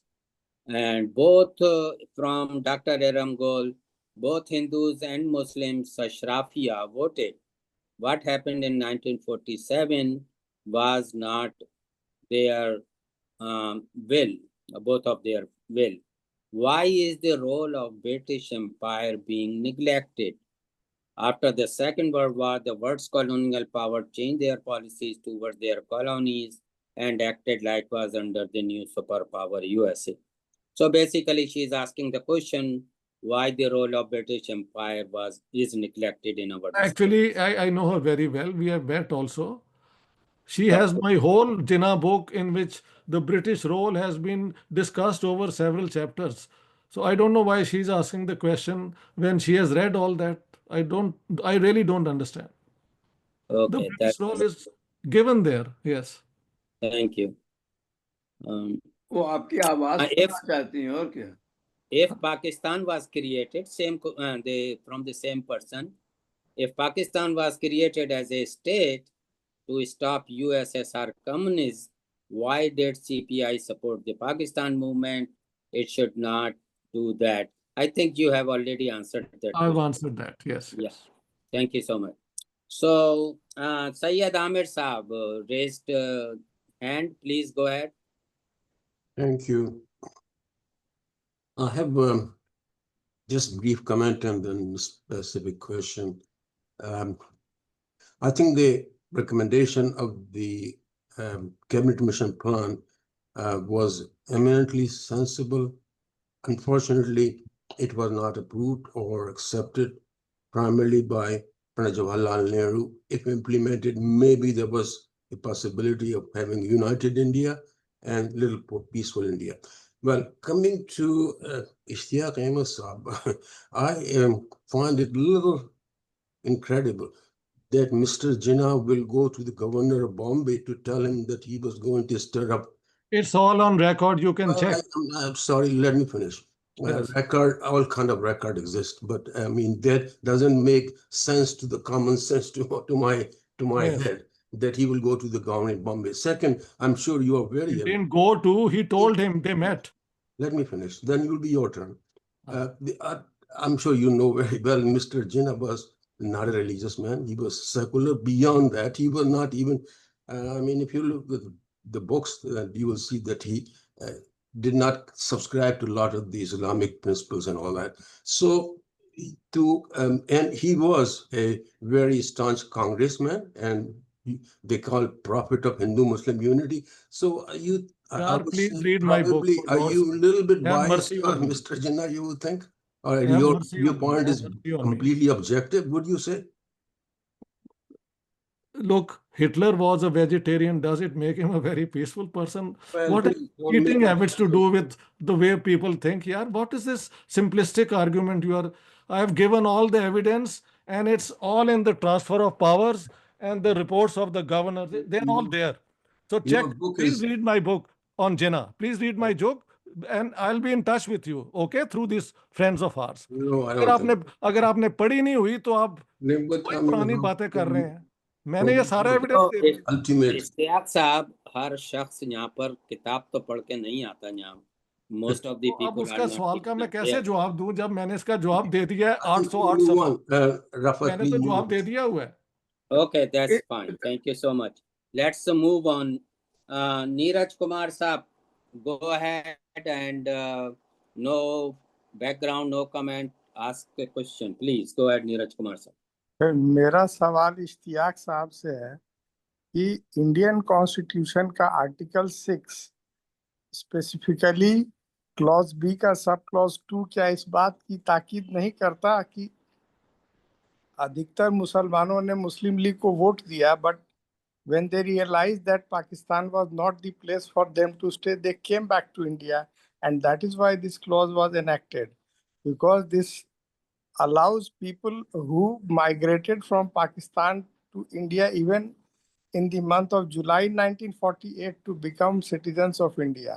तो ये इसीलिए किया गया था कि जो लोग पाकिस्तान चले गए थे, जब उनको इस बात का एहसास हुआ कि वहाँ नहीं रह सकते, जिसका बहुत बड़ा उदाहरण बड़े गुलाम अली खान साहब थे, तो ये लोग वापस आए और इसीलिए ऐसा किया गया. अब आप ये बताइए वेदर आई एम राइट और रॉन्ग. नहीं, यू आर एब्सोल्युटली राइट. लेकिन 1950 में Nehru Liaquat pact put an end to this कि अब जो people who have been displaced may not go back to their, वो they can stay where they are. ये बात सही है आपकी, बिल्कुल सही है. India out of the way to accommodate the Muslims. यार यही तो मेरी सारी रोना ही ये है कि मेरी बात तो सुन लो. इंडिया में होते तो 6 प्रोविंस में आपकी हुकूमत थी, 25% आपकी परसेंटेज थी, 38% आप आर्मी में थे, 40% आप पुलिस में थे, पूरी इंडियन स्टेट भी आपके साथ थी. एंड नेहरू और गांधी ने तो सारी जिंदगी ये सेकुलर आइडियाज के लिए गुजारी. इस पे क्यों नहीं आते लोग? जी, ये तो आज की माहेश्वरी साहब आई थिंक माहेश्वरी साहब हैज ओवरलुक्ड दिस पॉइंट. और वो तो कहते हैं कि मैं जर्नलिस्ट हूँ, वो तो कहते हैं मैं जर्नलिस्ट हूँ. सर जर्नलिस्ट कुछ कोई भी हो, कॉन्स्टिट्यूशन जिस कंट्री में रह रहे हैं उसके कॉन्स्टिट्यूशन को ओवरलुक कर देने के, जर्नलिस्ट हो या हिस्टोरियन या कॉमन मैन, वो ऐसा नहीं कर सकते ना. ये तो सोचना, जब किसी बात पर आप कोई ओपिनियन एक्सप्रेस कर रहे हैं तो you have to take all the relevant materials into account, and that article 6 particularly subclause 2 of clause B is very very material in this context. और ऐसा क्यों किया गया ये सोचने की जरूरत है. ये कहना कि उन लोगों ने वोट नहीं दिया था इसलिए यहाँ रह गए, वोट दिया उन्होंने, बहुत सारे गए भी, और उसके बाद उनको वापस आना पड़ा, वापस आ गए. Good point. झगड़ा भी देखिए, नवाब भोपाल और सैफ अली खान का झगड़ा अभी भी चल रहा है. 1500 करोड़ की प्रॉपर्टी का डिस्प्यूट, कौन वारिस होगा उसी की वजह से. Okay good. नीरज साहब, very good question. Anil साहब, you raised your hand. Sir, my submission is that I confine myself only to the election result and the basis how to read it. Otherwise, I could have mentioned this thing that before partition, as Ishtiaq Saab said, 38% in the army, 40% in the Muslim. There was no base for the RSS in the entire UP. Every town used to have a branch of the Hindu Mahasabha. And a Brahman used to be the president of that branch, and the Baniya used to be the general secretary to finance that unit. Why? Because in the case of the Hindu-Muslim rights, which are part and parcel of this country, undivided country, even Hindu-Muslim question was there. The force used to take side with the Muslim population. To safeguard the Hindu population, Hindu Mahasabha was there. But when the partition became, I saw the recalled in the UP Assembly, from 47 to 52, every year a sizable section of the police force used to desert to go to Pakistan. Since one was the sub-inspector here, he will become the DYSP there. Even the Irfan Habib uncle, who was the Advocate General in UP, he went to Pakistan to become the Attorney General of India. He was personal friend of Panji. Panji tried to stop him. Panji sent some policemen along with him to Lahore to persuade him. My submission is that after the decline of the Hindu Mahasabha, since the force became the predominantly Hindu force, there was no role for the Hindu Mahasabha. Then the RSS grew. But my simple submission is that the other person was asking a question, why they have not gone to Pakistan. Only 5% out of 1 crore population in UP, 5% voted for the Muslim League, and the 7% went from here to Pakistan. It means the person who have not voted for the Sir, I beg your pardon. I beg your pardon. आपका topic 1946 election तक था, आप 47 से 52 जा रहे हैं. Okay, that's Thank Anil you. साहब आपके फ्रेंड हैं, आप उनको बात कर लीजिए. Okay, so as you realize, there are so many numerous comments and questions in the chat box. So I would advise Jamil Khan साहब को आप मौका Yeah, दीजिए. yeah, I am coming to him. So I may have missed any of the questions embedded in the comment. So please raise your digital hand if I had missed anyone. So coming back to the digital hand, Jamil Khan Saab. Good evening sir, बहुत बहुत शुक्रिया आपने मुझे invite किया है. Professor doctor Ishtiyaq Ahmad साहब का ख़ास तौर पे बहुत शुक्रिया. Can you hear me? Yes, we hear you, we see you. Thank you. Doctor Ishtiaq साहब तो मेरे उस्ताद हैं. मैं एक तारीख़ का छोटा मोटा तालिब इल्म हूँ. सहाफ़त से मेरा ताल्लुक़ रहा है. तो मेरा सवाल ये है कि जब तक़सीम हुई और जैसा कि डॉक्टर साहब ने फरमाया, अशराफिया का भी सिर्फ 5% ऐसा था जिसने पाकिस्तान के लिए वोट किया था. तो जो चीज़ें आप सबकी गुफ्तगू से सामने आई हैं, उसमें ये बात पस पर्दा चली जाती है कि जो मुस्लिम मेजॉरिटी थी हिंदुस्तान की, वो क्या सोचती थी, उनकी सोच क्या थी, उनकी ज़बान क्या थी, उनका कल्चर क्या था. हमारे सामने जो एक फेस आता है, हमारे सामने जो मुस्लिम हिंदुस्तानी का फेस आता है, वो सिर्फ अशराफिया है. वो साफ उर्दू बोल रहा होता है और एक ख़ास तर्ज की वज़ा इख्तियार कर लेता है.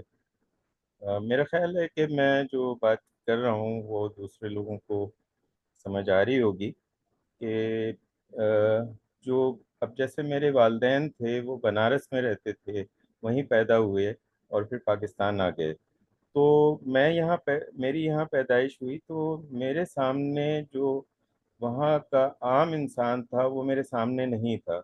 मैंने अपने वालिदैन को देखा और जो हमें स्कूलों में तालीम दी गई, उस लिहाज से हमें शर्मिंदगी होती थी कि हमारे वालिदैन किस तरह की ज़बान बोल रहे हैं, किस तरह का लहजा इख्तियार कर रहे हैं, और हम उनकी तस्सीह करते थे. फिर जब ये फिल्में आई यहाँ हिंदुस्तान से और टीवी ड्रामे आए, तो हमें पता चला कि हमारे वालिदैन वो ज़बान बोलते थे जो वहाँ के आम लोग बोलते थे. तो ये मतलब हमारे यहाँ ख़ास तौर पे पाकिस्तान में ये समझा जाता है कि हिंदुस्तान में जो मुसलमान है वो सारा का सारा जो है वो साफ उर्दू बोलता है.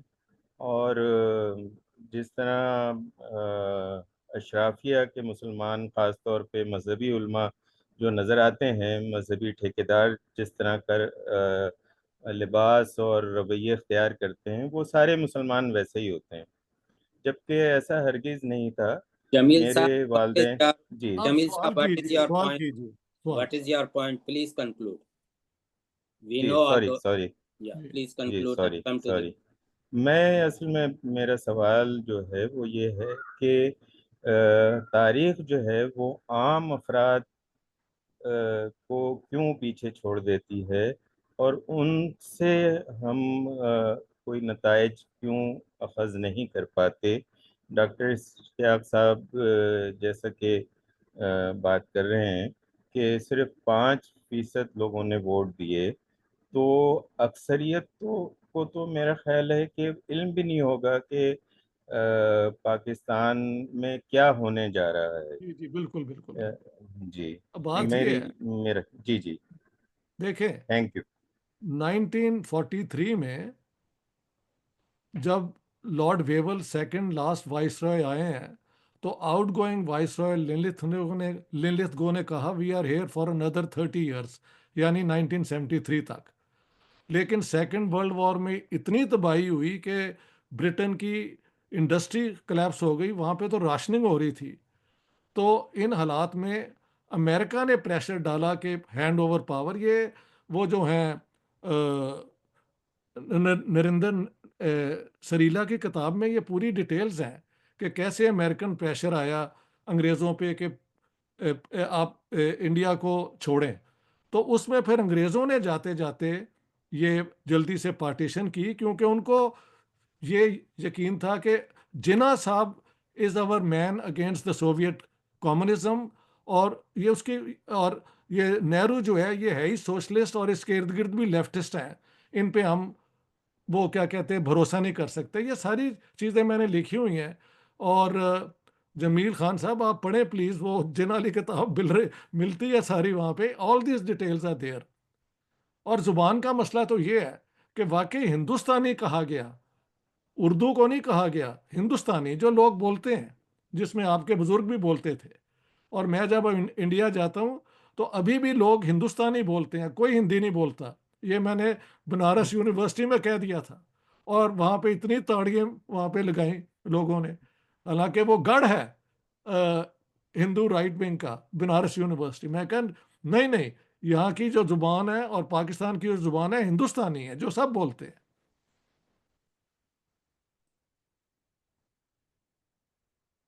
رفت بھائی we can't hear you. Oh, my sorry. So my sincere apology if I had missed any question embedded in the comments. So thank you once again, all the 4 speakers, and it was a wonderful discussion. Again, thanks to Dr. Farouqi Saab, Anil Maheshwari Saab, and Kidwai Saab, and of course, all the audience who took a active participation. It's a very hot topic in our subcontinent. But life goes on. We should focus on more what could be done for the betterment of the communities. But anyway, thank you. And that concludes the question and answer session. And I'm giving back to Dr. Raziuddin for the final comment. Back to Dr. Raziuddin. Thank you so much. Thank you, Rafat. Thank you so much. And thank you all the speakers.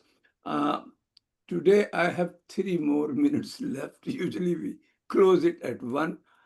So I have this opportunity to specifically ask you, Ishtiaq Sahab, 2 questions which really probably bothers many Muslims, whether in Pakistan or India. If the 2 things, did Jinnah Sahab or the Muslim League from the very start really wanted to have a separate Muslim land, or later on they, of course there is a literature, a lot of books are written on that, later on maybe they realize that there are a significant number of Hindus within India or within Congress of that time, because Congress was an umbrella organization. There were very soft Hindutva was also part of that. So maybe there is not going to be a fair deal for Muslims. That is one point. Secondly, Jinnah Sahib, by his own personal character, was extremely secular. But it is also true in history books, you can read it, that he did realize that religion is one thing which can be exploited to gain a objective. So in spite of the fact that he really didn't care about Maulvis or didn't practice Islam, he did he not use? That is one thing. Secondly, was there a Muslim Ashraf situation only involved? Obviously, we all see that none of the non-Ashraf communities were part of Pakistan movement, Mumin, Ansar, and Ahrar, and all those. So, gaining a majority and then using a language which was not a mother tongue of majority of people, and I mean, all these things, is this leading to a scenario where they did not have a vision, or really they were fed up with Congress? What was that? Did not they see a loss of Muslim overall, that in United India, Okay. the Muslims would have achieved far more? I mean, right now, Modi would not have been there, I'm sure. That is one thing that we are facing.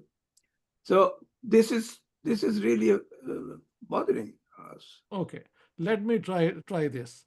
The first question is, did they not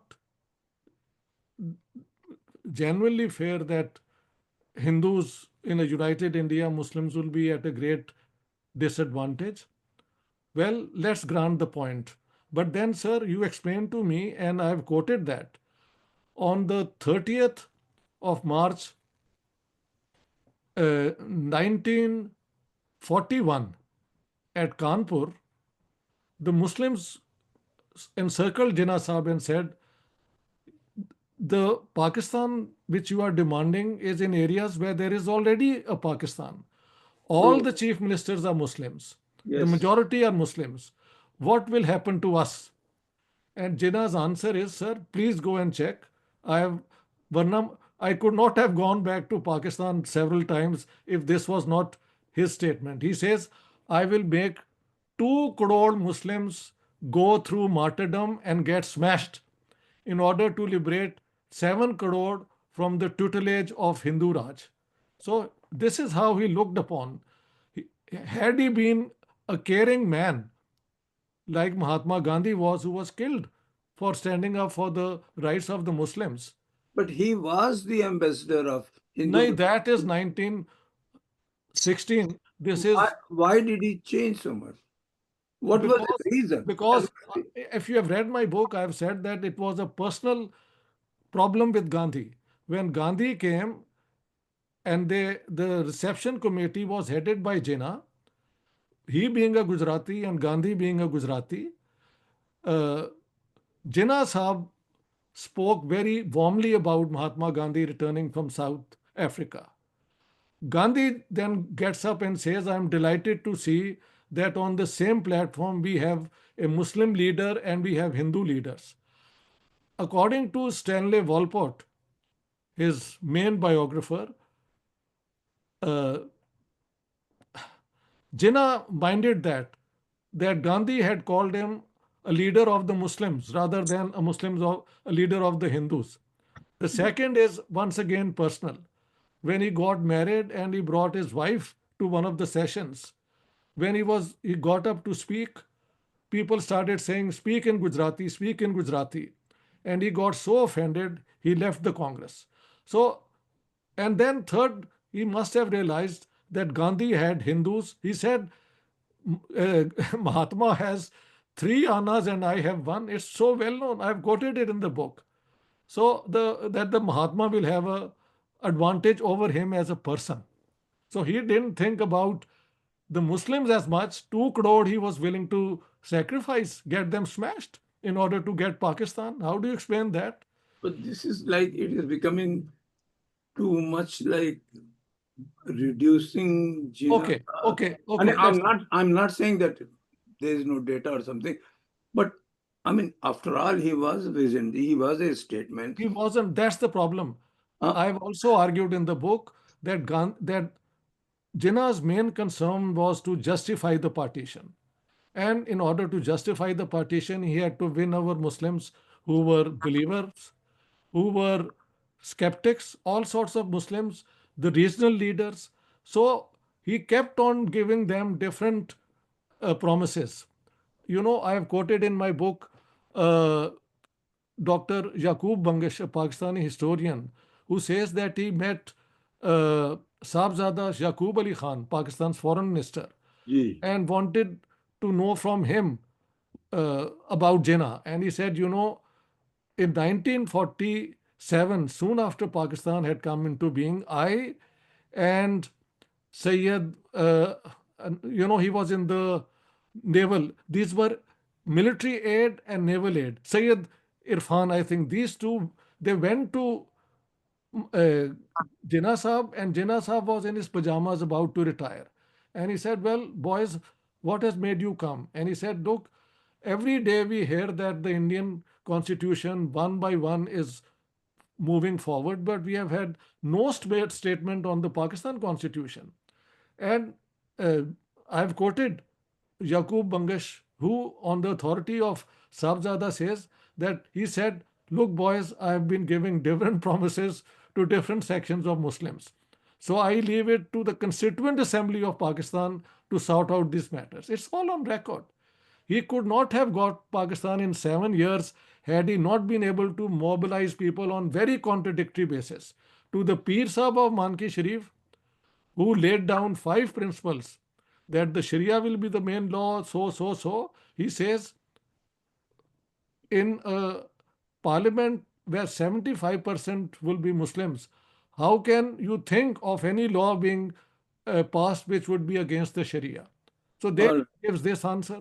And then to others, he kept on playing one against the other. And to this day, everybody has a speech of Jinnah up his slave. There is the 11th August speech also, which the poor liberals and leftists clash on. But that's the only speech. All right. Okay. So we are now over the time, but thank you very much. And I think somebody just said that maybe we should have a session on Jinnah. Yeah. But the thing is that we never had a session on even Nehru, not even on Gandhi. So these personalities, we can have it. It's a good suggestion. But then, you know, I did have on Subhas Bose. And I brought actually his granddaughter from, you know, she's a professor in Germany, and Sugata Bose from Harvard, his grandnephew. And Rajmohan Gandhi was there. So that was like, you know, celebrating Subhas Bose's life. So thank you very much, Anil.